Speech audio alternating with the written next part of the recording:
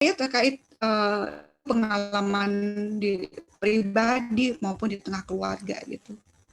Kira-kira yang dipergumulkan kalau pertanyaannya what next, jawabannya apa nih biasanya? Pergumulan menjelang masa studi apa aja nih? Ini cabangnya ada 3 ya, paling tidak minimal ada 3 ya, mau yang dipikirkan gitu. Apa Pak? Kita ngobrol-ngobrol aja ya, biar nyantai, diskusi, ngobrol gitu. Kuliah lagi atau enggak? Oke, ya lanjut sekolah apa enggak ya nih? Aduh, mau ngambil S2. Kalau sekolah pun masih bertanya kan ya mau ngambil S2 atau ngambil langsung PhD gitu ya, kayak dokter Ninit ya. Dokter Ninit itu begitu lulus dia dapat beasiswa langsung ya double degree, ngambil genetik langsung keluar jadi PhD gitu ya. PhD termuda di Undip, luar biasa ya. Apalagi selain sekolah lagi atau enggak, kira-kira apa nih yang digumulin? Kepikiran apa? Siapa yuk kita biar rame diskusi aja, nyantai aja.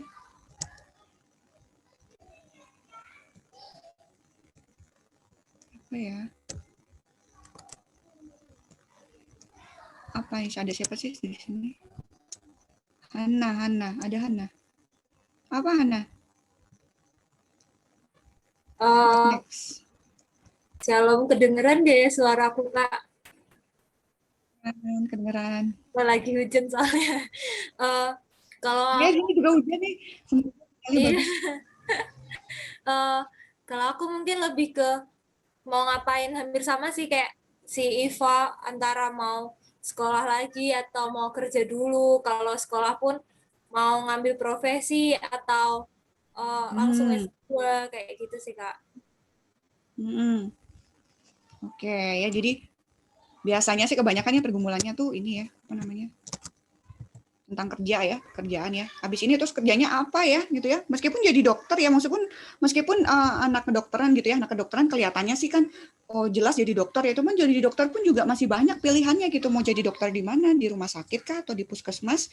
Mau jadi pengajar gitu misalnya, atau mau jadi dokter tentara, mau jadi dokter di mana, di pedalaman kah atau di kota gitu ya, atau sekolah lagi gitu ya, sekolah lagi. Tadi juga pertanyaannya masih banyak ya, mau ngambil profesi atau mau ngambil S2, kadang kita bingung ya memutuskan mana ya, atau berkeluarga ya gitu. Ini juga menjadi pilihan ya, karena kita juga usianya juga sudah mencukupi gitu ya untuk membina rumah tangga ya, bagi yang udah punya pasangan ya gitu. Kalau yang belum punya ya mungkin tidak terlalu banyak menggumulkan itu gitu. Atau mau semuanya ya, kerja sambil sekolah sambil menikah punya anak gitu. Kalau bisa sih ya nggak apa-apa gitu ya, tapi berat sekali gitu. Nah, kalau kita bicara tentang karir ya atau tentang pekerjaan, biasanya ada menggumuli tentang pekerjaan, kita akan bertanya-tanya tadi ya, seperti yang saya sampaikan sebelumnya di depan, nanti kerjanya sebagai apa ya gitu ya. Apa aja, apa boleh nggak sih apa aja yang ada gitu lowongan kerja yang maksudnya tiba-tiba yang ditawarkan ke kita ya udah kita terima aja, atau yang pekerjaannya seperti apa sih yang harus kita ambil gitu ya, apakah kita spesifik pokoknya harus di sini, kalau nggak di tempat A aku nggak mau gitu, maunya di tempat A aja gitu, padahal tempat A itu kita misalnya kualifikasinya tidak memenuhi, atau misalnya apa namanya belum ada lowongannya gitu kan, apakah kita bisa untuk cari kerja di tempat lain misalnya gitu ya, bekerja sebagai apa, kemudian bekerjanya di mana, itu jadi pergumulan gitu. Nanti apa namanya, kalau belum punya pasangan hidup mungkin tidak terlalu sulit gitu ya untuk memutuskan bekerja di mana ya, kita masih feel free aja gitu, terserah kita ya, terbang bagaikan merpati mau bekerja dimanapun, nggak ada yang larang ya, kecuali kalau orang tuanya ngelarang nggak boleh gitu ya, misalnya ke Papua nggak boleh sama orang tua, ya perlu didoakan lebih dalam lagi. Tapi kalau nanti kalau udah punya pasangan ya harus dibicarakan bareng-bareng gitu sama pasangannya gitu, apalagi kalau mengambil pekerjaan yang relatif sulit untuk keluar lagi ya, kayak misalnya PNS ya, PNS itu kan sulit untuk keluar dari PNS gitu. Kalau misalnya kita masih kerja mitra atau part timer, misalnya kerja di rumah sakit A kontrak 2 tahun 3 tahun gitu kan masih nggak masalah ya. Misalnya kita mau nikah ternyata suami nggak tinggal di situ, kita masih bisa pindah gitu. Tapi kalau untuk pekerjaan yang relatif kontraknya jangka panjang ya, perlu dipikirkan ya, kalau misalnya punya pasangan perlu dipikirkan gitu. Pasangannya mau nggak tinggal di kota A, misalnya penempatannya di Jakarta gitu. Nah, kita harus tanya ke pasangan kita, mau nggak dia tinggal di Jakarta juga? Ada nggak pekerjaan buat dia di Jakarta? Bisa nggak dia tinggal di Jakarta gitu? Gitu ya. Karena kalau kamu menikah ya, jangan apa namanya di dalam banyak sih sebenarnya ya saat ini ya namanya zaman milenial ya, istrinya di mana, suaminya di mana, terus nanti anaknya di mana gitu ya. Jadi di 3 tempat yang berbeda ya. Suaminya kerja di kota A, istrinya kerja di kota B, anaknya sama orang tuanya di kota C itu, dan ketemu paling seminggu sekali. Ada yang seperti itu gitu. Cuman kan itu nggak sehat ya. Tuhan ingin kita apa namanya bertumbuh juga di dalam keluarga gitu ya. Bertemu dengan suami istri itu, mengalami apa namanya konflik bersama, ya mengalami pertumbuhan bersama di tengah keluarga, mengerjakan peran kita sebagai seorang ayah, sebagai seorang ibu, sebagai seorang istri, dengan sebagai seorang suami itu tentunya harus di dalam satu rumah gitu. Jadi butuh pertimbangan khusus gitu ya kalau kita mau apa namanya memutuskan tempat pekerjaan apabila kita sudah punya pasangan gitu.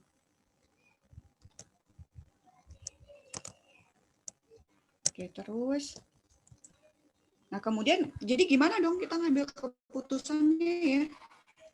Kita memutuskan untuk tinggal di kota A atau di kota B atau bekerja sebagai A atau B atau sekolah atau tidak tuh caranya gimana ya? Oh, how we decided gitu. Suara saya nanti kalau hilang bilang ya ini soalnya tulisannya connection unstable. Ada yang bilang follow your dreams gitu ya. Ikuti mimpimu.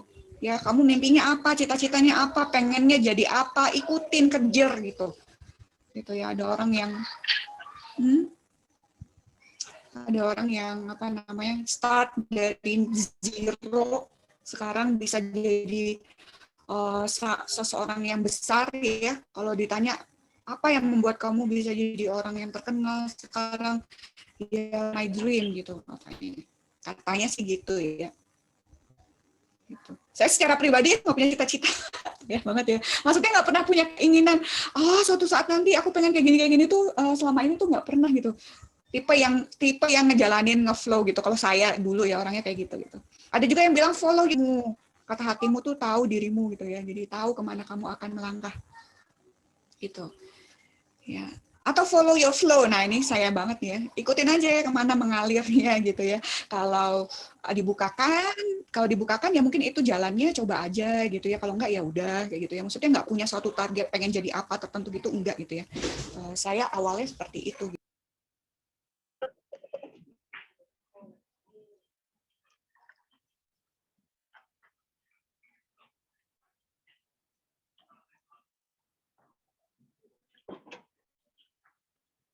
Enggak berangkat kayak kamu? Enggak.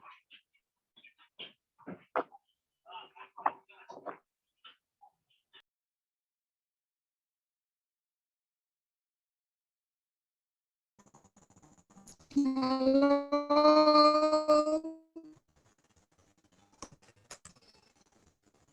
Aku terketik dari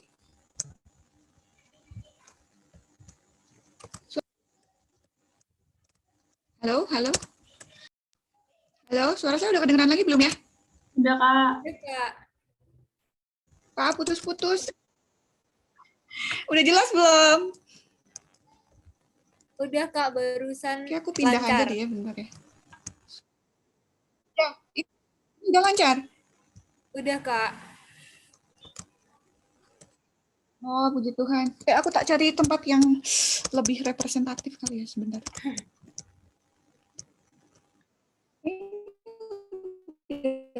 Share screen ya? Share dulu.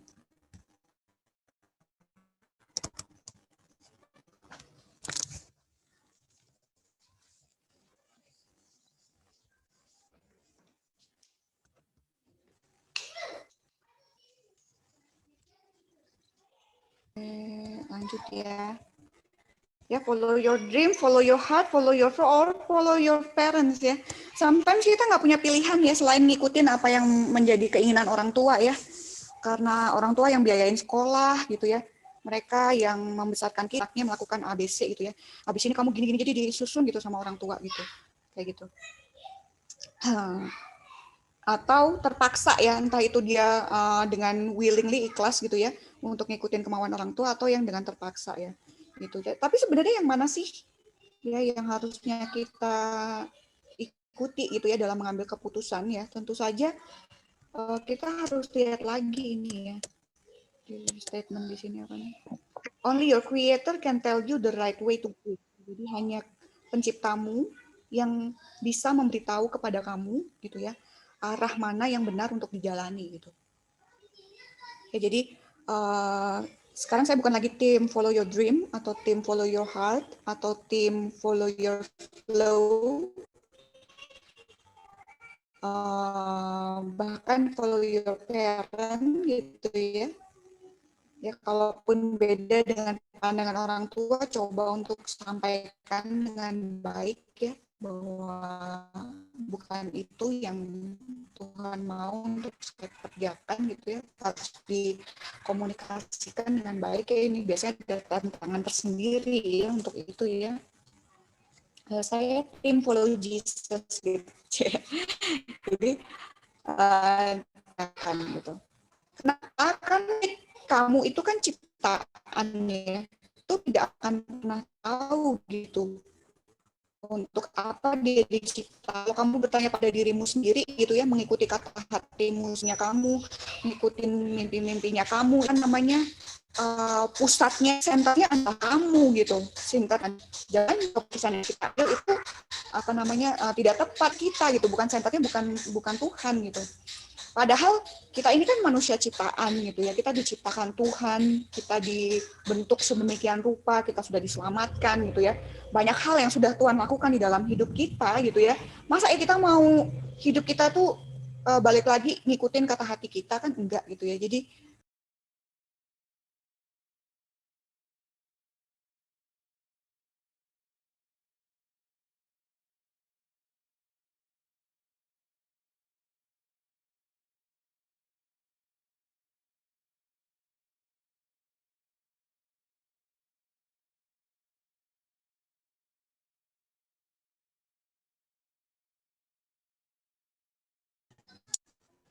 halo, maaf Putri lagi, sudah kedengaran lagi belum ya?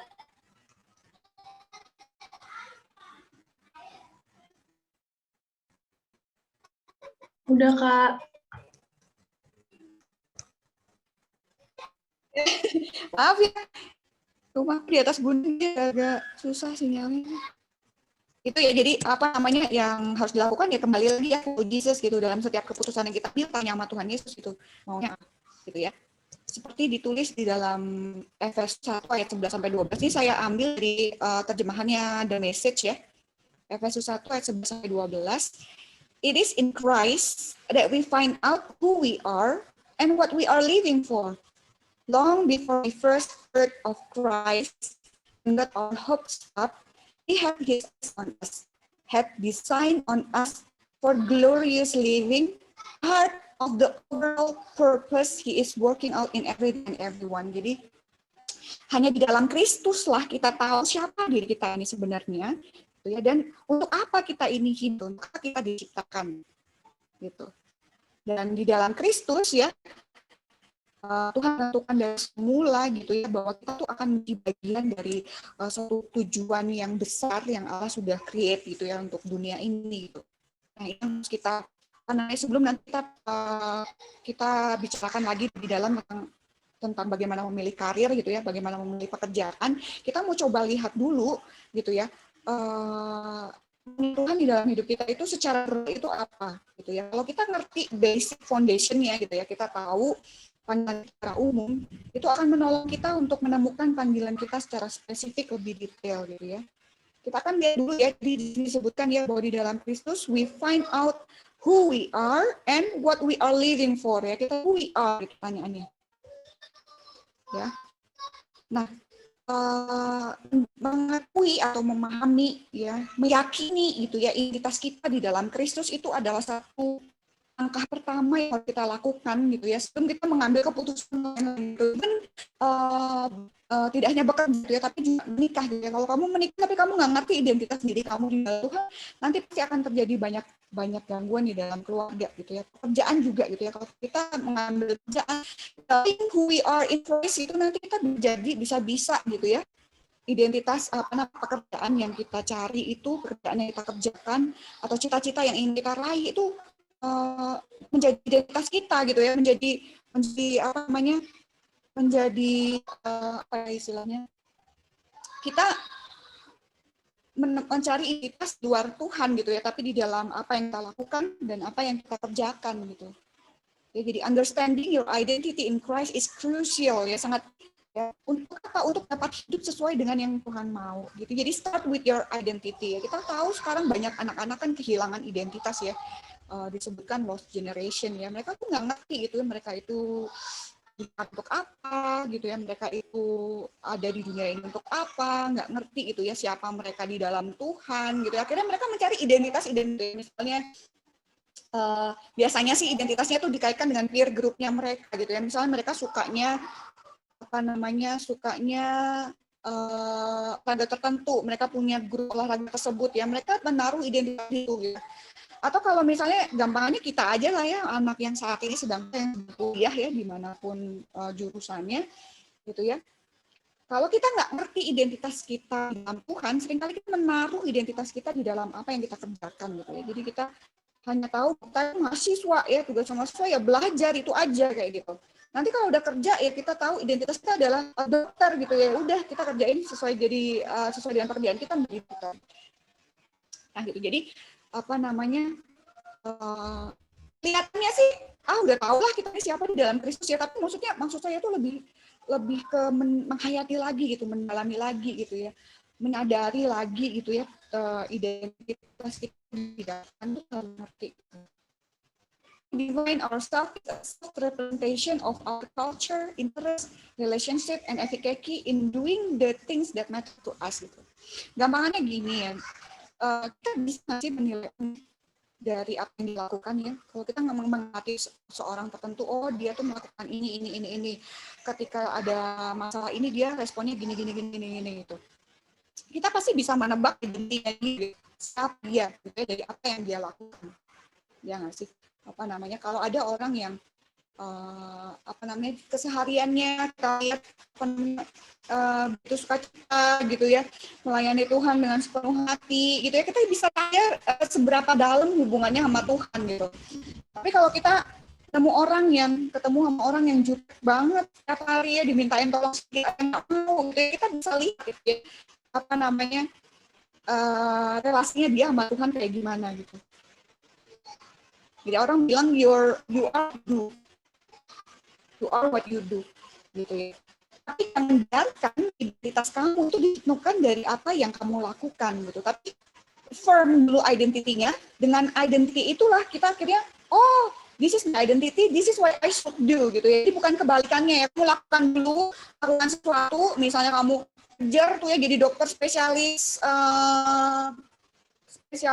bedah saraf, konsultan hipokampus misalnya gitu ya, konsultan karya di otak gitu misalnya gitu kan ya. Kemudian kamu sekolah, kamu udah juga sukses, itu jadi identitas kamu gitu ya, bahwa kamu adalah dokter konsultan bedah saraf yang terkenal di kota A, identitas kamu ya. Tidak seperti itu. Tuhan mau itu adalah jangan sampai kita nggak mau identitas dulu gitu ya. Apa yang kita kerja, apa yang kita kejar dalam pekerjaan kita itu akan menjadi identitas kita, dan itu nggak benar di hadapan Tuhan gitu ya. Yang Tuhan mau adalah kita tahu dulu identitas kita di dalam Dia gitu, sehingga kita ngerti gitu ya kan, dengan identitas itu kita mau berbuat apa gitu. Tuhan mau kita tuh ngerjain apa. Ya, mungkin masih bingung, kita coba lihat lagi ya. Jadi di sini disebutkan ya, you need to know who you are, right? So that you know what to do. Kamu tahu, ketika kamu tahu siapa diri kamu di dalam Tuhan, kamu jadi tahu apa yang harus kamu lakukan, kapan harus melakukannya, di mana harus melakukannya, dan bagaimana melakukannya. Jadi, for everything that we have mind ya, aku mau harus ngapain, habis ini aku gimana, itu kuncinya dari dalam Kristus gitu ya. Ini adalah kamu kan dulu identitas kamu di dalam Kristus.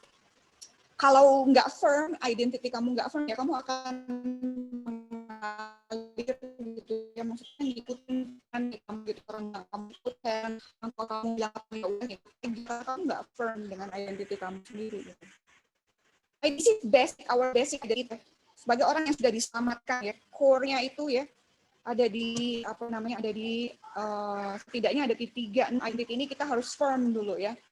Coba kita minta tolong untuk membacakan kemarin itu ada di sini ya.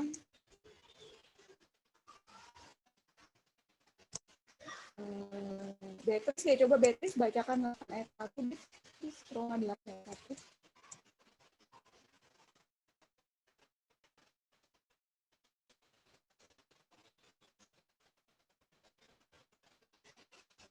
Halo,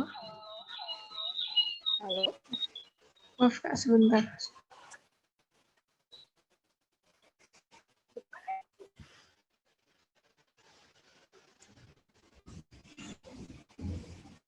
Hujannya kedengeran kayak berisik ya? Kak, suara aku udah bahas semuanya. Halo, Roma 8 ayat 1 dibacakan. ya Roma 8 ayat 1, demikianlah sekarang tidak ada penghukuman bagi mereka yang ada di dalam Kristus Yesus. Oke, jadi identitas kita yang pertama ya, I am justified. Ya, aku sudah dibenarkan ya dalam Kristus. Jadi ketika kita mengaku percaya bahwa Yesus adalah Tuhan dan Juru Selamat dalam hidup kita, kita bertobat ya, mengaku bahwa kita orang yang berdosa, ya, tidak mungkin untuk bisa menyelesaikan dosa-dosa kita sendiri, ya yang kita menjadi sebagai Tuhan dan bentuk baptis ya, kita dibenarkan oleh Tuhan gitu ya, jadi tidak ada kematian ya gitu ya. Demikianlah sekarang tidak ada penghukuman bagi mereka yang ada di dalam Kristus, jadi I am justified ya. Kedua, I am adopted. Ini dong dibacakan sih, masih ada Yohanes 1:12.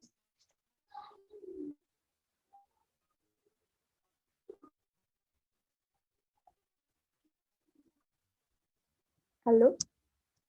Masih ada nggak? Ini bisa ya?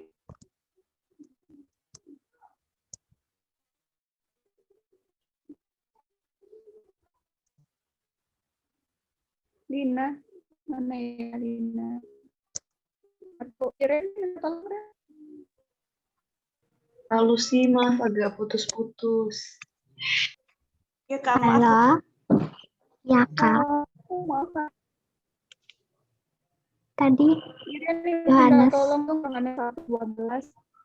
Oke, Yohanes 1 ayat 12, tetapi semua orang yang menerimanya diberi kuasa supaya menjadi anak-anak Allah, yaitu mereka yang percaya dalam namanya. Ya, jadi justified, saya sudah dibenarkan ya di dalam Kristus. Karena di Kristus kita juga dikuasa untuk menjadi Tuhan, yaitu mereka yang percaya dalam namanya. Jadi kalau kita percaya dalam nama Bapa, Putra, dan Roh Kudus itu ya, Yesus sudah mengampuni kita dibenarkan kita menjadi anak saya. I am adopted ya. Saya diadopsi jadi anak Tuhan gitu. I am secure. Roma 38 sampai 39. Manko bisa dibacakan.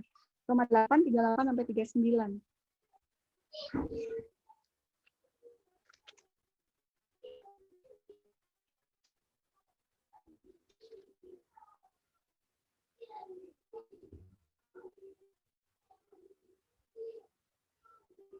Halo, Elman, Koko?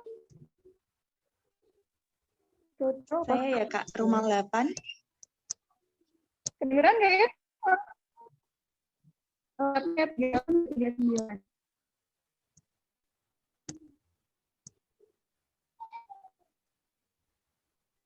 Halo Kak Lucy.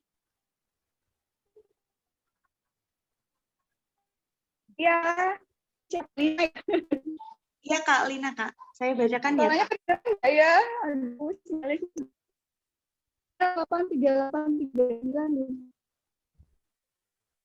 Roma 8 ayat 38 sampai 39. Sebab aku yakin bahwa baik maut maupun hidup, baik malaikat-malaikat maupun pemerintah-pemerintah, baik yang ada sekarang maupun yang akan datang, atau kuasa-kuasa baik yang di atas maupun yang di bawah, ataupun sesuatu makhluk lain tidak akan dapat memisahkan kita dari Allah yang ada di dalam Kristus Yesus Tuhan kita. Ya, makasih Maya. Jadi tidak akan dapat tidak ada sesuatu apapun gitu ya yang akan dapat memisahkan kita dari kasih Allah. Jadi I am secure, I am justified, I am adopted, I am child of God, I am secure ya because Tuhan yang akan menjaga. Kemudian I am free, Roma 6 ayat 5. Roma 6 ayat 5 sampai 6. Sebab jika kita telah menjadi satu dengan apa yang sama dengan kematiannya, kita juga akan menjadi satu dengan apa yang menjadi kebangkitannya. Nah, kita tahu bahwa manusia lama kita telah turut disalibkan supaya tubuh dosa kita lawannya. Dan kita menghambakan diri lagi kepada dosa. Ya, jadi kita free ya. Ya, mungkin kita masih berdosa, tapi dosa kita itu sudah dilunasi dan dibayar oleh Yesus di kayu salib, gitu ya. Sehingga kita tidak terikat dalam dosa. Kemudian berikutnya ada I am in Christ ya, nanti bisa dibaca sendiri dari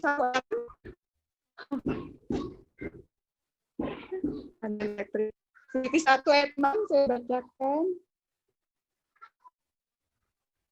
Filipi 1 ayat 6. Akan hal ini aku yakin sepenuhnya Ia yang memulai pekerjaan yang baik di antara kamu akan meneruskannya sampai pada akhirnya pada hari Kristus Yesus. Ya, ada meskipun kita sudah dibenarkan gitu ya, kita sudah menjadi anak Allah, kita secure dari dosa ya. Tapi ada satu hal yang belum selesai di dalam diri kita ya, ada proses pembentukan yang harus terus kita lalui gitu. Dan Tuhan akan memastikan kita menyelesaikannya sampai nanti Tuhan datang kedua kali. Nah, kalau kita lihat di sini ya kalau kita benar-benar firm ya, yakin teguh banget gitu ya, meyakini sungguh bahwa ini adalah identitas kita gitu, bahwa kita ada orang-orang yang diampuni, kita adalah anak Allah, kita itu sudah aman, kita itu bebas dari dosa, kita itu harus di dalam Kristus, kita itu terus mengalami pertumbuhan di dalam Dia gitu ya, jadi identitas kita gitu, dia tidak akan cari identitas lain gitu untuk divine ourselves gitu, tidak untuk anyone gitu. Jadi kamu tidak perlu melakukan sesuatu untuk membuktikan apapun kepada orang lain bahwa aku ini somebody gitu. Karena identitas kamu itu sudah cukup di dalam Tuhan. Gitu.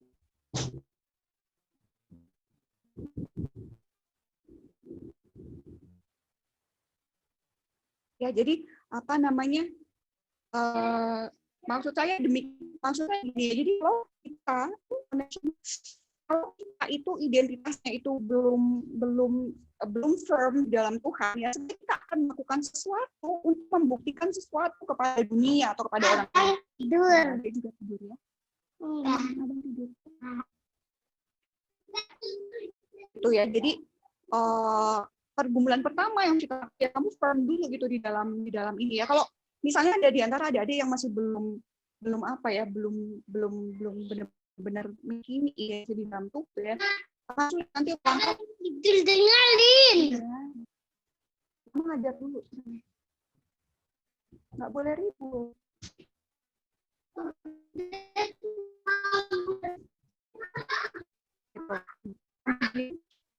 Mama jalan.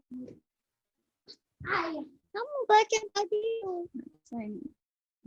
Ya, jadi your identity doesn't depend on something you do or have. Abang, nggak boleh ribut, nanti kedengeran. Temannya nggak bisa dengar.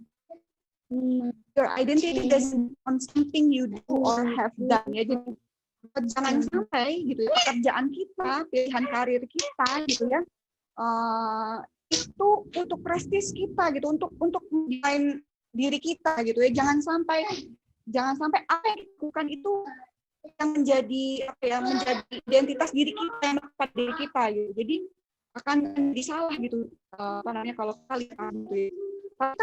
Harusnya ya mendasari diri kita ya, identitas kita ya di dalam Tuhan. Your true identity is who God say you are. Even kalau nggak kerja gitu, even kalau kamu nggak ada pencapaian apapun, even kalau kamu even kalau kamu nggak dapat cum laude gitu, it doesn't matter gitu. Maksudnya itu nggak perlu membuat kamu terluka gitu, nggak perlu membuat kamu malu ketemu orang ya atau apapun itu ya, maksudnya.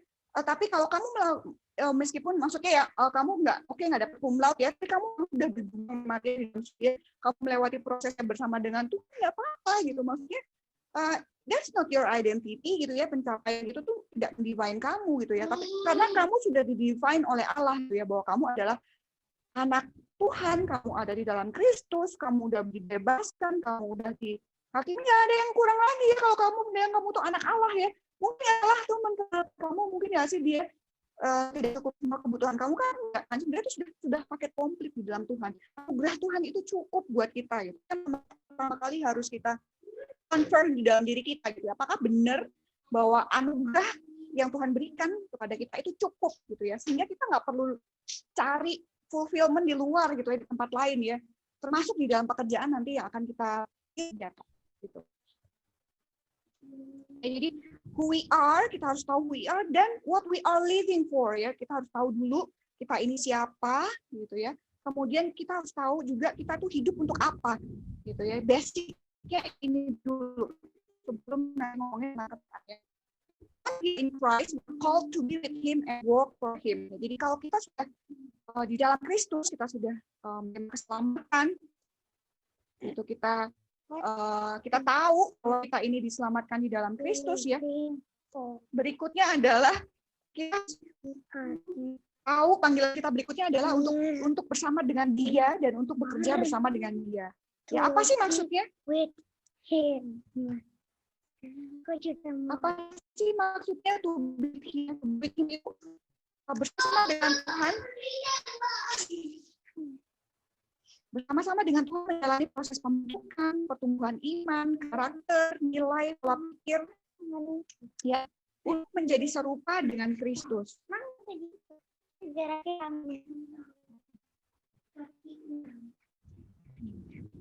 Menjalani proses pembentukan, pertumbuhan iman, karakter, pikir ya. Jadi kita sudah diselamatkan. Tugas kita yang utama berikutnya yang Tuhan inginkan adalah tugas kita berikutnya yang terutama adalah menjalani proses pertumbuhan iman. Gitu ya. Itu yang penting ya. Markus 8 ayat 34 saya bacakan.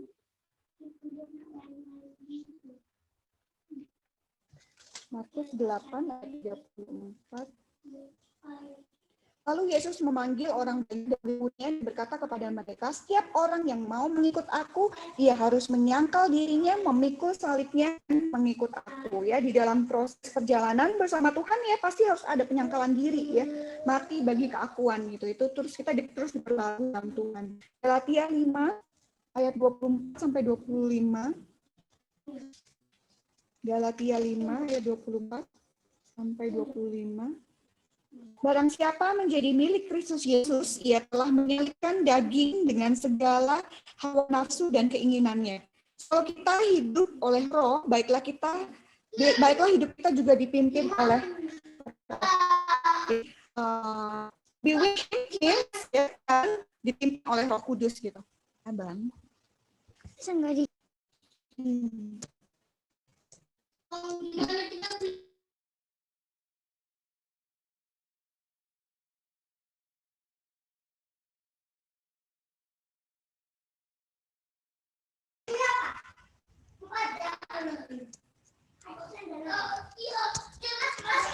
Ya, kemudian to work with Him.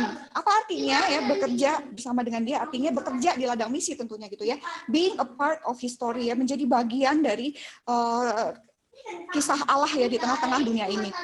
1 Yohanes 3 ayat 16 dan Markus 10 ayat 42 sampai 45 saya bacakan. 1 Yohanes 3 ayat 6. Abang. 1 Yohanes 3 ayat 16. Demikianlah kita ketahui kasih Kristus, yaitu bahwa Ia telah menyerahkan nyawanya untuk kita. Jadi kita pun wajib menyerahkan nyawa kita untuk saudara-saudara kita.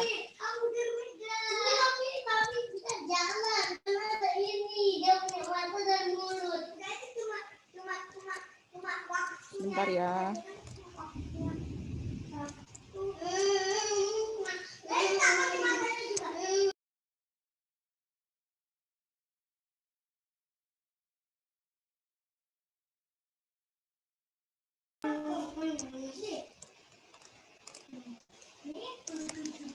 Ya, jadi kita dipanggil gitu ya untuk melayani ya.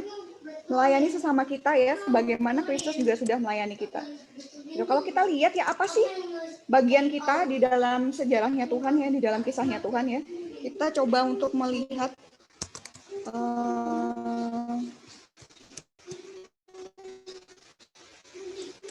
ya tabelnya. Bentar.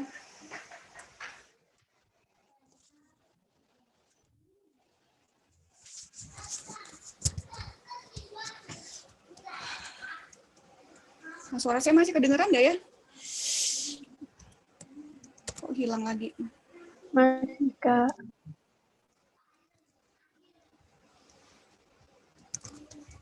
Oke. Nah ini ya, kita lihat ya hidup kita ya kan diawali dari penciptaan ya. Kemudian nanti kisahnya Tuhan ya, ini maksudnya ya, bukan hidupnya kita ya, kisahnya Tuhan ya. Diawali dari penciptaan, nanti diakhiri dengan ciptaan yang baru ya. Kejadian 1 ayat 1 ada yang bisa minta tolong bacakan?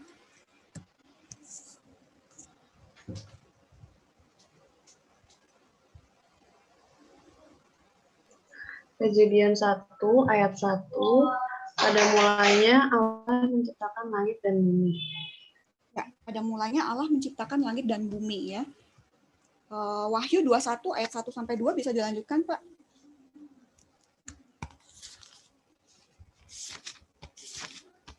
Wahyu 21 ayat 1 sampai 2.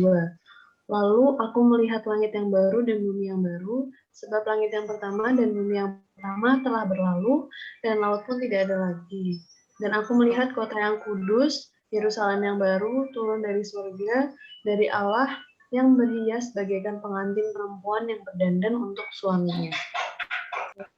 Jadi kehidupan kita di dunia, ini ngomongin kehidupan di dunia ya, kehidupan di dunia itu diawali dari creation, diakhiri dengan creation ya, diawali dengan creation, diawali dengan penciptaan, dan diakhiri dengan penciptaan yang baru ya. Nanti akan ada setelah new creation, bukannya kita berhenti ya, tidak berhenti di situ ya, tapi di new creation itu kan Yerusalem yang baru, itu ada kehidupan kita bersama dengan Tuhan nanti ya di surga itu. Nah, kita tahu ya bahwa setelah penciptaan itu kan ada terjadi kejatuhan ya, manusia jatuh dalam dosa ya, Adam dan Hawa ya tidak taat ya kepada Allah ya. Sesungguhnya ketidaktaatan Adam dan Hawa adalah bentuk ketaatan dia kepada si jahat ya, ketaatan dia kepada iblis gitu ya, untuk ngikutin apa maunya iblis itu ya, untuk memakan buah itu. Dan kemudian kan Tuhan menjanjikan datangnya juru selamat gitu ya, disebutkan di Kejadian pasal yang kedua. Mama. Apa? Adik sama abang dulu ya. Enggak. Ya dia. Pasal yang ketiga ayat yang ke-15, aku akan mengadakan permusuhan antara engkau dan perempuan ini, antara keturunanmu dan keturunannya. Pedang. Itu salib Tuhan Yesus. Tapi pedang kalau pedang iya. Kalau pedang. Dengerin Mama baca Alkitab ya. Oke. Aku akan mengadakan permusuhan antara engkau dan perempuan ini, antara keturunanmu dan keturunannya. Keturunannya akan meremukkan kepalamu dan engkau akan meremukkan tumitnya ya. Jadi suatu nubuat ya, maksudnya janji Allah ya, bahwa Tuhan akan menghadirkan juru selamat di mana nanti keturunannya akan meremukkan kepalamu dan engkau akan meremukkan tumitnya gitu ya. Jadi Kristus akan menang ya melawan si jahat gitu, ceritanya seperti itu ya. Kemudian ini kedatangan Kristus itu membagi dua ya, kehidupan di dunia ini menjadi dua periode ya, BC and AD itu ya. BC kita sebutnya before Christ ya, AD itu kalau nggak salah Anno Domini ya, atau kadang ada yang bilang juga after death ya, maksudnya setelah kematian Kristus gitu. Nah, untuk memenuhi janji Tuhan akan hadirnya juru selamat ya, Tuhan kemudian menjanjikan ya, membuat satu janji yang dia memilih seseorang ya, yang teman-teman pasti tahu ya, tadi pasti tahu ya, dia Abraham ya. dari sekian bangsa ya, dari sekian banyak orang, dengan suku bahasa yang berbeda ya. Ini kan pemanggilan Abraham ini kan setelah kejadian di Babel ya, Menara Babel. Manusia berusaha untuk membuat menara yang tinggi ya, kemudian Tuhan memecah belahkan bahasa mereka menjadi bahasa-bahasa yang berbeda-beda gitu kan. Kemudian di tengah segala proses tersebut ya, ada maksudnya sudah muncul ya kelompok-kelompok dengan bahasa yang berbeda-beda ya, di tengah segala macam bangsa itu gitu ya, Allah memilih Abraham gitu ya, memilih satu orang ya yang nanti menjadi cikal bakal lahirnya Kristus gitu. Para ahli menyebutkan ya ini pemilih Abraham dipilih itu sekitar 2100 before Christ ya. Kemudian Abraham punya anak ya, Ishak kemudian punya anak Esau dan Yakub ya. Nah, Yakub yang nanti kemudian dipilih untuk dia akan punya 12 anak ya, menjadi 12 suku ya, menjadi suatu bangsa yang disebut dengan Israel. Gitu. Kenapa perlu untuk membentuk bangsa Israel ya? Karena untuk bisa lahir Kristus ya harus muncul dulu nih kewarganegaraannya dari mana gitu ya. Linear garis keturunannya dari siapa, seperti itu. Kemudian dalam kondisi politik, kondisi sosial ekonomi seperti apa, kemudian dia lahir gitu. Kita tahu ya, kemudian kan Yusuf dibuang ya, kemudian sampai di Mesir ya, terjadi kelaparan, bangsa Israel pindah semua ke Mesir ya, dan kemudian Moses lahir gitu. Musa lahir ya, di sana kemudian dia mengalami banyak hal ya, kita tidak perlu bicara secara detail, intinya dia ketemu sama Tuhan ya, kemudian Tuhan meminta untuk membawa keluar bangsa Israel dari tanah Mesir ya. Kita di sini menjadi penggambaran proses redemption ya, proses penebusan Allah ya di dalam menebus dosa kita ya, dilambangkan di Perjanjian Lama ya, disebut dilambangkan dengan proses membawa bangsa Israel dari perbudakan Mesir masuk ke dalam tanah perjanjian gitu ya. Dan kemudian ada masa di mana mereka melalui lika-liku ya sebelum masuk ke dalam tanah perjanjian, itu 40 tahun di gurun gitu. Dan di sanalah hukum-hukum itu dituangkan gitu ya di dalam proses perjalanan mereka ke tanah Kanaan. Ya, kemudian muncul zaman hakim-hakim memerintah ya, mereka butuh untuk dipimpin, mereka minta hakim. Kemudian mereka lihat tetangga sekitarnya punya raja, mereka juga minta raja ya. Jadi mulai ada raja-raja sekitar 1050 BC ya, before Christ. Raja-raja ada mulai dari Saul, Daud, Salomo, dan seterusnya mulai pecah ya, anaknya Salomo raja mulai pecah. Banyak orang yang tidak lagi takut pada Tuhan ya, mulai muncul nabi-nabi ya, menubuatkan kedatangan Kristus ini semakin kental ya. Tuhan Yesus itu semakin dipersiapkan untuk datang ya. Kemudian masuk ke pembuangan 70 tahun ya. Dan restoration ya. Kemudian ada masa intertestamental period ya, periode di antara Perjanjian Lama dan Perjanjian Baru ya. Itu ada masa hening ya, tidak ada surat-surat yang ditulis ya, sampai akhirnya kemudian Yesus lahir ke dunia.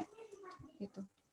Jadi kalau kita lihat ya, maksudnya Tuhan itu tuh menyelamatkan kita, menyampaikan memberikan Yesus, itu prosesnya itu bertahun-tahun gitu ya, bahkan bukan hanya bertahun-tahun ya, beribu-ribu tahun dengan rencana yang sedemikian rupa, melibatkan banyak orang, melibatkan banyak bangsa, melibatkan banyak peristiwa gitu ya, itu suatu hal yang benar-benar desain sedemikian rupa gitu ya, untuk kita finally know who we are gitu ya. Finally tahu kita ini siapa dan untuk apa kita hidup gitu. Yang kita rayakan kemarin ya, Paskah ya, kematian dan kebangkitan Yesus gitu. Dan nanti kita juga akan rayakan ya, sebentar lagi adalah hari Pentakosta, itu turunnya Roh Kudus gitu. Nah, Pentakosta yang pertama itu menjadi awal mula ya, di mana early church ya, gereja mula-mula itu muncul gitu ya, dengan suatu misi ya. Tuhan memberikan mandat sebelum Tuhan Yesus naik ke surga, dia memberikan mandat kepada kita untuk menyelesaikan tugas sampai nanti Yesus datang lagi untuk yang kedua kalinya. Di Matius 28 ayat 18-20. Dan berkata, kepadaku telah diberikan segala kuasa di surga dan di bumi, karena itu pergilah, jadikanlah semua bangsa muridku dan Bapa, Anak dan Roh Kudus, dan ajarlah mereka melakukan segala sesuatu yang telah kuperintahkan kepadamu, dan ketahuilah aku menyertai kamu senantiasa sampai kepada akhir zaman. Ya, dan proses ini ya di Kisah 1 ayat 7-8 Tuhan Yesus bilang Saya bacakan Kisah Para Rasul 1 ayat 7-8. Tetapi engkau tidak perlu mengetahui masa dan waktu yang ditentukan Bapa sendiri menurut kuasanya. Jadi kita tidak perlu tahu ya kapan kerajaan itu akan ditegakkan, kapan Yesus akan datang kedua kali ya. Tetapi tugas Anda ya, dan kamu akan menerima kuasa kalau Roh Kudus turun ke atas kamu, dan kamu akan menjadi saksiku di Yerusalem sampai dari seluruh Yudea sampai ke ujung bumi. Jadi ada masa ya antara ya Kudus turun dan sampai nanti we don't know ya, kita nggak tahu nih kapan ya Yesus datang kedua kalinya ya. Tuhan punya pesan ya di dalam periode ini adalah bagiannya kita gitu ya. Setiap orang yang Tuhan panggil itu punya bagiannya sendiri-sendiri ya. Ada yang punya bagiannya di Abraham punya bagian 2100 tahun yang lalu sebelum Yesus lahir gitu. Yakub punya bagiannya sendiri, Moses punya bagiannya sendiri, hakim-hakim, Deborah, Simpson, apalagi ya. Banyak ya. Raja-raja punya bagiannya sendiri gitu. Nah, periode kita di mana kita hidup saat ini adalah periode yang disebut dengan akhir zaman ya. Disebut dengan akhir zaman ya.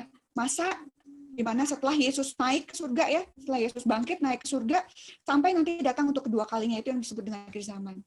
Nah, kita harus tahu gitu ya, peran kita sebenarnya di tengah dunia ini apa ya untuk ini gitu, untuk mengerjakan mandat yang Tuhan itu sudah titipkan kepada kita gitu. Kalau kita baca Kisah Para Rasul ya, Kisah Para Rasul itu nggak ada endingnya ya. Silakan nanti adik-adik baca di pasal terakhir itu nggak ada endingnya. Kenapa ya? Karena Kisah Para Rasul itu akan terus menerus ya hadir gitu ya sampai kita pun, walaupun kita bukan dalam tanda petik rasul gitu ya, tapi kita pun memegang ya, menjadi pemegang dari mandat tersebut gitu. Sampai akhirnya kabar baik itu, keselamatan itu sampai kepada tangan-tangan orang lain gitu. Adik-adik kalau bisa kabar baik itu sampai kepada kita ya, sampai bisa benar Yesus itu akan diselamat dan kita meresponi dengan kesungguhan sebagai Tuhan dan Juru Selamat kita, itu pasti karena ada orang-orang yang memberi diri taat gitu ya untuk mengerjakan bagian mereka di dalam berita keselamatan itu ya. Entah itu orang tua kita, entah itu kakak KTB kita, entah itu pendeta di gereja kita. Kita bersyukur ada orang-orang yang terus memegang tongkat estafet tersebut gitu ya, sehingga tongkat itu ada sampai pada kita gitu. Nah, apakah kita berhenti hanya di kita? Kan enggak gitu. Kita punya tugas juga untuk menyampaikan tongkat itu, berita keselamatan itu gitu ya, berita penebusan itu kepada orang lain gitu. Entah itu keluarga kita gitu ya, entah itu orang-orang yang kita layani, siapapun itu gitu ya yang Tuhan bukakan. Nah, itu yang kita sebut dengan calling ya. Menjadi specific calling, our calling. Nah, yang saya tekankan di sini adalah jangan lupa gitu ya. Terkadang kita sibuk gitu ya, sibuk dengan memikirkan besok gue mau jadi apa, besok gue mau bekerja di mana, tapi lupa bahwa sesungguhnya tujuan utama kita dilahirkan, tujuan utama kita hadir di tengah dunia ini adalah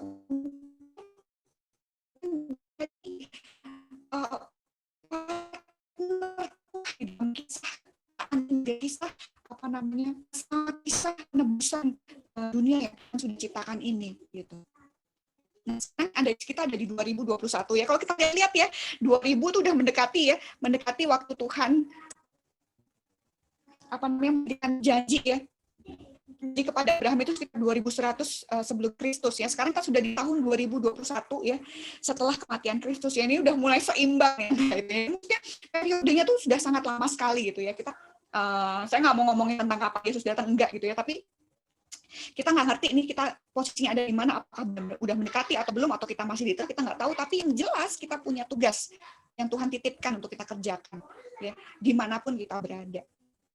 God call us to be part of His story, participate in His redemption work in the world. Jadi kita dipanggil untuk ikut serta bekerja, menjadi bagian dari kerjaan Tuhan di tengah dunia ini untuk menyelesaikan ya Tuhan di tengah dunia ini ya, dari ciptaan ke penciptaan yang baru. Kita punya peran gitu, kita punya tugas yang harus kita selesaikan, mandat yang Tuhan berikan kepada kita ya, bekerja untuk bersama-sama gitu ya,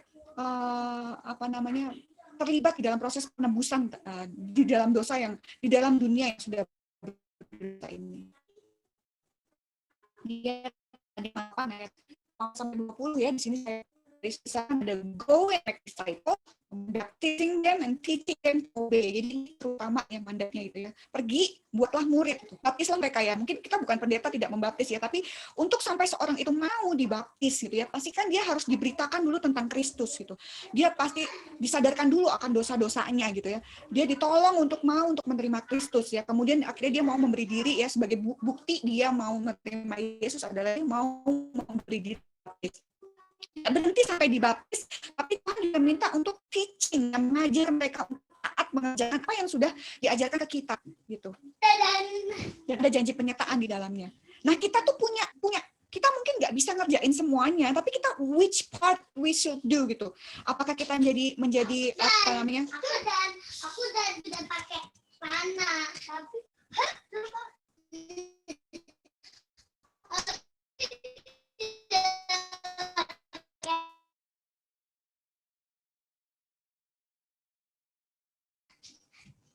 ya, jadi apa namanya, perlu didoakan secara spesifik ya, bagian kita di mana gitu ya. Apakah kita menjadi misionaris yang mesti memberitakan tentang Injil keselamatan, atau kita menjadi apa namanya, orang yang berdepan sebagai teaching ya, banyak aspek gitu. Kita tidak bisa bicarakan secara detail, tapi nanti coba kita lihat karena kita mau ngomongin dulu.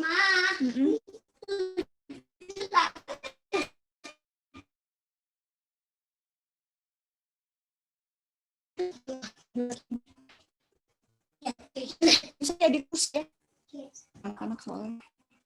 Nah, kemudian terus kalau memang kita dipanggil gitu tadi itu terlibat dalam mandat agung gitu, terus gimana dong dengan karir kita gitu? How about my career gitu?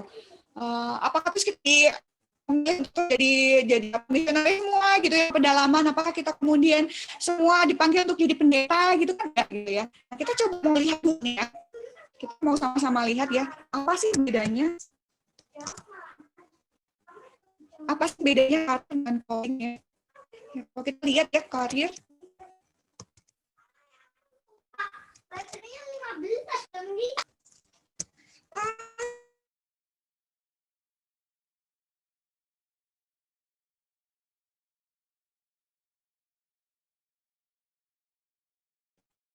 karir ya,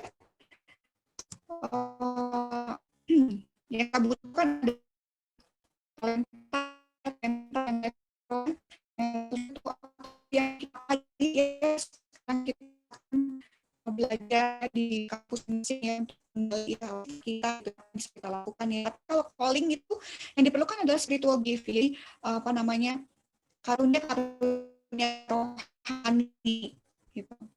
Kayak ada sesuatu ini optional sih, kamu bisa lakukan atau bisa juga enggak gitu ya. Kamu bisa pursue career, bisa juga enggak gitu ya. Kamu bisa memilih untuk bekerja atau tidak gitu ya. Maksudnya bekerja yang ini ya, maksudnya bekerja yang diberikan upah gitu ya. Maksudnya misalnya ibu rumah tangga gitu kan, dia kan bisa memilih untuk tidak bekerja tapi menjadi ibu rumah tangga, mengejar karir gitu, lebih memilih untuk berada di tengah-tengah keluarganya. Ya, tapi kalaupun dia memilih untuk menjadi ibu rumah tangga, itu bukan berarti dia tidak bekerja, kan dia tetap bekerja juga gitu. Sedangkan calling itu something you must do, ya. Jadi kalau karir itu sesuatu yang bisa kamu pilih, gitu ya. Kalau calling itu sesuatu yang harus kamu lakukan, gitu. Tidak ada pilihan gitu. Kamu tidak bisa memilih melakukan atau tidak melakukan ya, karena ini mandat dari Tuhan ya, itu harus dikerjakan. Ya, career is something that you decide. Ya, itu yang kamu putuskan. Kamu bisa pilih kamu mau bekerja di mana gitu. Doesn't matter gitu. Asalkan pekerjaan yang kamu pilih itu ketika kamu mengerjakannya, kamu melakukannya dengan segenap hatimu untuk Tuhan dan bukan untuk manusia ya. Mau kamu jadi dokter, mau kamu jadi dokter gigi, mau kamu kerja jadi PNS, mau kamu kerja jadi guru, mau kamu di apapun, mau kamu jadi terkenal, even kamu jadi ibu rumah pun, gitu ya, it doesn't matter gitu. Itu sesuatu yang kamu decide ya, kamu putuskan gitu. Tapi kalau calling itu something that you have to discover gitu. Sesuatu yang harus kamu temukan dulu, panggilan kamu tuh secara spesifik itu apa ya. panggilan yang secara spesifik. Kita nggak ngomongin panggilan secara general ya, kita sudah tahu ya panggilan general kita ya, kita dipanggil untuk bersama-sama dengan Tuhan, hidup di dalam Tuhan, kita dipanggil untuk mengerjakan amanat agung, tapi porsinya kita itu panggilannya di mana, itu yang harus kita cari, yang we have to discover gitu. Kita nggak bisa mutusin gitu ya, bukan kita yang memutuskan.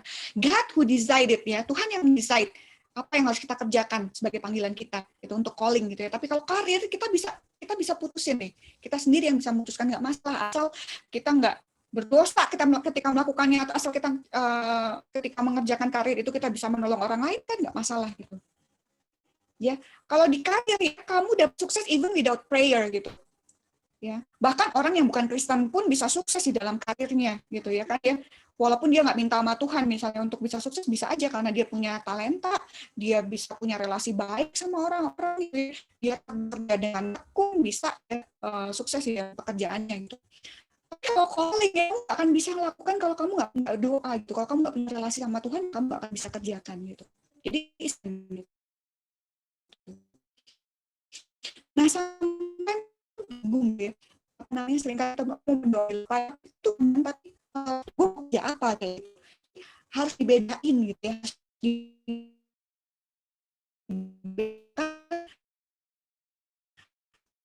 besok gue kerja sama Tuhan panggil gue buat apa sih gitu. Dari apa adanya sebagai tukang kayu itu, tapi panggilannya adalah ya mengerjakan dakwah untuk mati di kayu salib itu. Lagi Paulus ya, Paulus itu punya karir apa, kerjaan dia adalah membuat tenda ya, dia mendapatkan uang dengan menjual tenda hasil buatannya dia, tapi callingnya dia adalah memberitakan Injil ya ke bangsa-bangsa lain selain orang Yahudi gitu. Siapa lagi? Paulus, Tuhan Yesus, siapa lagi ya, misalnya contohnya kayak itu bisa berubah, bisa pindah kerjaan ya, bisa tadinya jadi dokter IGD, kemudian besoknya jadi dokter spesialis, kan nggak apa-apa, masalah ya berubah ya. Tapi calling relatively not change gitu ya. Kalau Tuhan tuh udah punya rencana buat kamu untuk mengerjakan sesuatu, ya biasanya itu tidak akan berubah ya. Relatif tidak berubah. Sedangkan source of fulfillment ya. Jadi teman-teman pernah dengar ya, ada orang yang udah kaya raya gitu ya, pekerjaannya sukses gitu ya, tapi tetap nggak merasa puas di dalam dirinya. Kenapa? Karena dia nggak ngerjain callingnya dia gitu. Karena pekerjaan itu tidak akan pernah memberikan kepuasan kepada kita gitu. Yang memberikan kepuasan kepada kita adalah ketika kita mengerjakan apa yang menjadi panggilan kita. Gitu. Ya, career is what you are paid to do. Ya, career adalah sesuatu yang kamu itu dibayar untuk melakukannya, sedangkan calling adalah what you are created to do. Ya, panggilan adalah sesuatu yang di mana kamu tuh diciptakan ya untuk mengerjakan itu. Gitu. Semoga teman-teman ini ngerti ya perbedaannya ya. Ya, keuntungan untuk perusahaan tempat kita kerja, sedangkan untuk calling ini terkait dengan misi. Jadi kalau kamu status ini nanti akan bekerja, tapi kamu harus di dalam pekerjaan tersebut sama sekali tidak akan apa yang menjadi calling kamu. Jadi itu belum mengerjakan calling, belum take part that story tadi gitu. Ya cuma mengerjakan pekerjaan kita untuk bekerja. Ya memang panggil kita untuk bekerja ya. Kita harus bekerja untuk mendapatkan uang gitu ya. Sesuatu ya, kita semua harus bekerja, tapi lebih dari itu Tuhan menginginkan lebih dari sebuah kerjaan ya, tapi adalah Tuhan menginginkan kita untuk apa namanya, di dalam pekerjaan itu ya, kita mengerjakan panggilan kita. Career is with calling. Jadi kalau adik-adik misalnya nanti berdoa besok jadi mana, itu belum tentu callingnya kamu, maksudnya belum tentu itu berdoa untuk callingnya kamu. Kita harus pikir lagi ya. Karir is something we decide ya. Jadi karir itu karir is something we decide. Karir itu sesuatu yang kita putusin gitu. Kita mau bekerja A, B, C, terserah kita. Ya tentunya Tuhan juga mengarahkan gitu ya, mengarahkan bekerja di tempat-tempat tertentu ya. Tapi maksudnya adalah itu bukan termasuk panggilan kita gitu.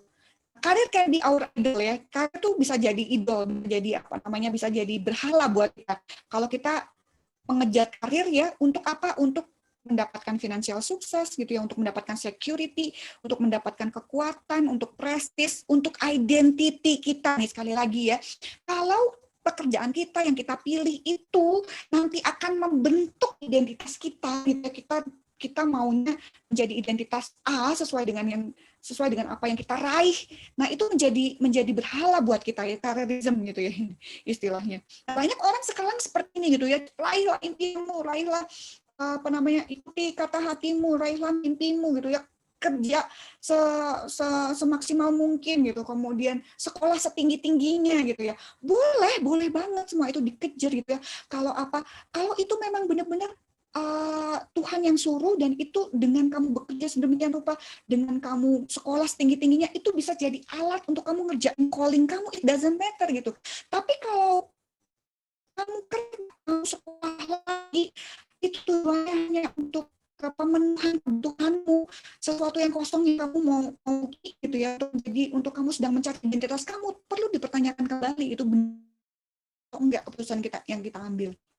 Ya, bisa jadi berhala, tapi bisa juga menjadi platform to do our calling. Karir dan calling itu beda, tapi karir itu bisa jadi platform untuk kita melakukan panggilan kita. Ya, jadi panggilan kita secara spesifik ya, tentunya tadi terkait dengan berita keselamatan, terkait dengan amanat agung gitu. Nah, kalau kita tidak punya pekerjaan gitu ya, kalau kita tidak punya platformnya ya, kita tuh bekerja sebagai apa, kita kan tentu tidak akan punya relasi dengan orang lain gitu. Kita misalnya cuma di rumah aja gitu ya, di rumah pun kita nggak punya keluarga yang kita, anak-anak yang kita tolong di dalam Tuhan, misalnya kita cuma sendiri aja, udah dulu nggak kerja gitu ya, kita nggak pernah ketemu sama siapapun ya, kita kan nggak akan pernah share good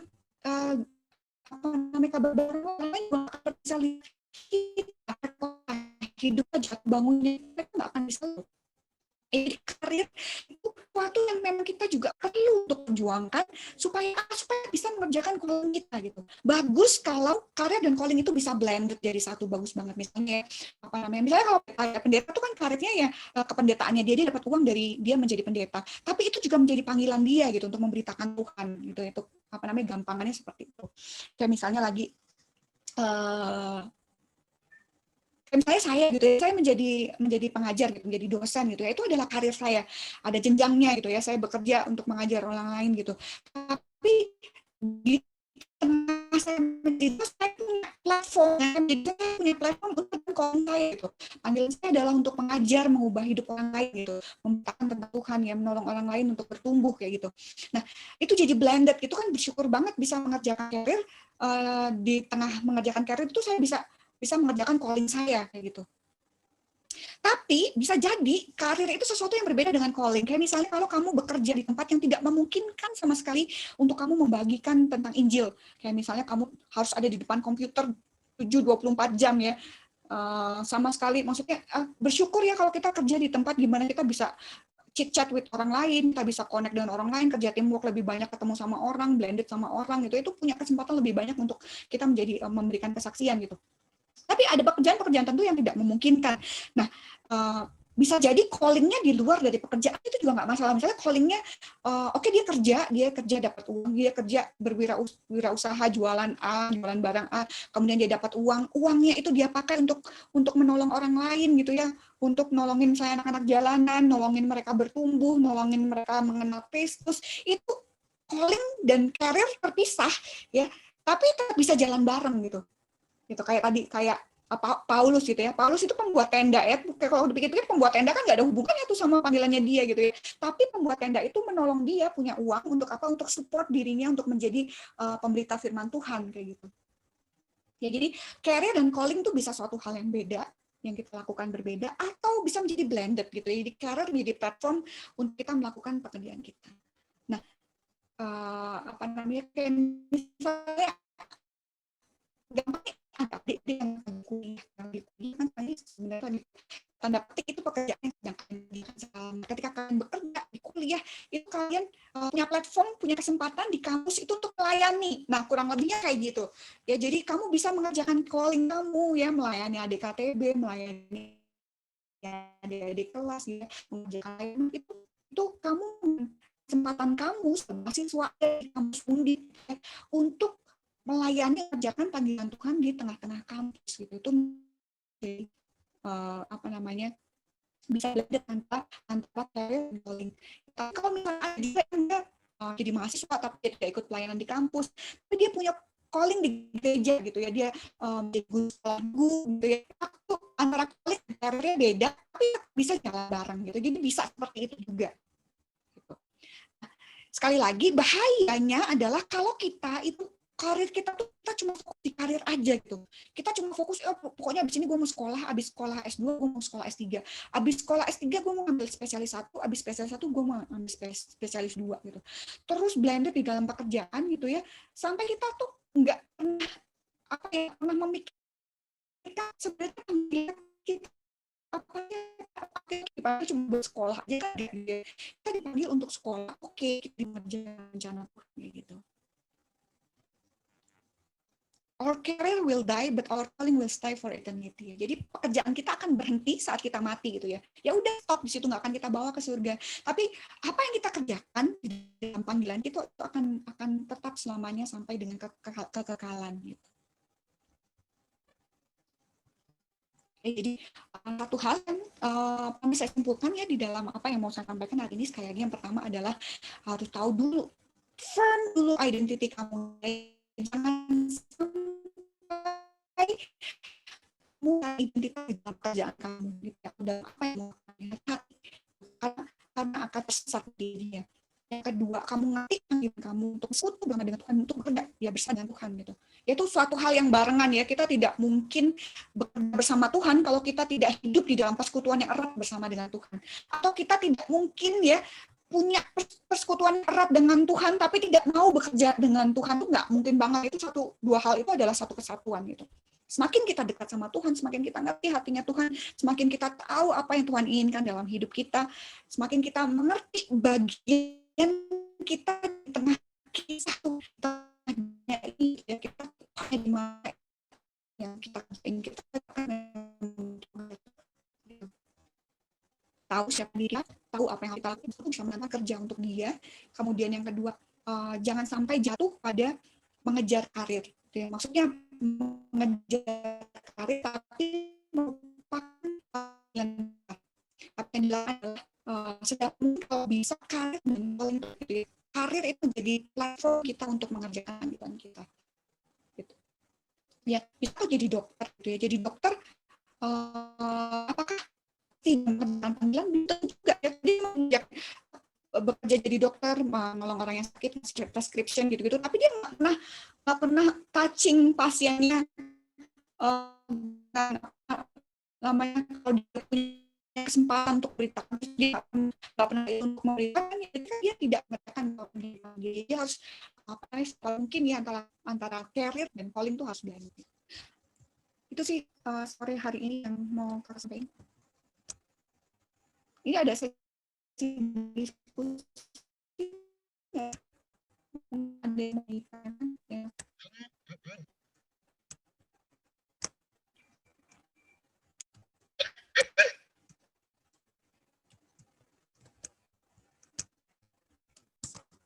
Bisa dipahami kalian?